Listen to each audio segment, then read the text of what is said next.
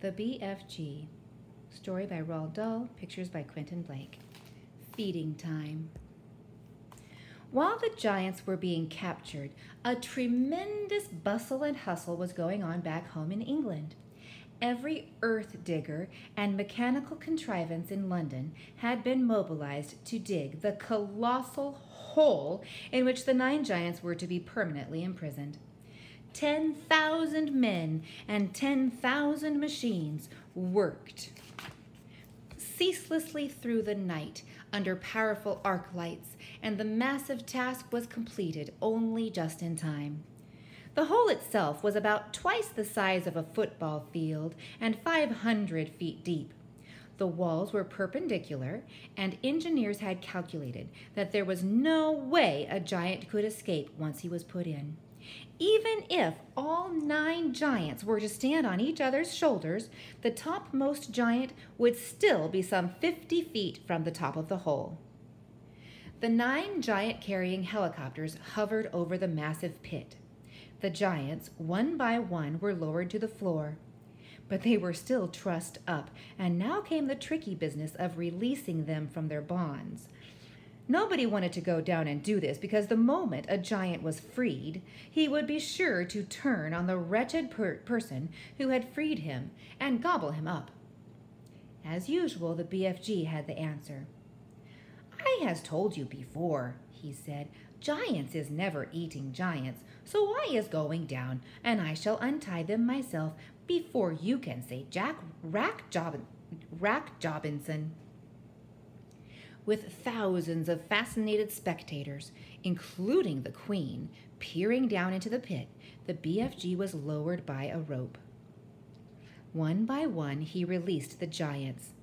They stood up, stretched their stiffened limbs, and started leaping about in fury. "Why is they putting us down here in this grob-sludging hole?" they shouted at the BFG. "Because you is guzzling human beings," the BFG answered.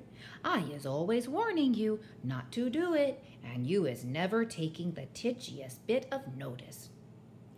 "In that case," the flesh lump eater bellowed, "I think we is guzzling you instead."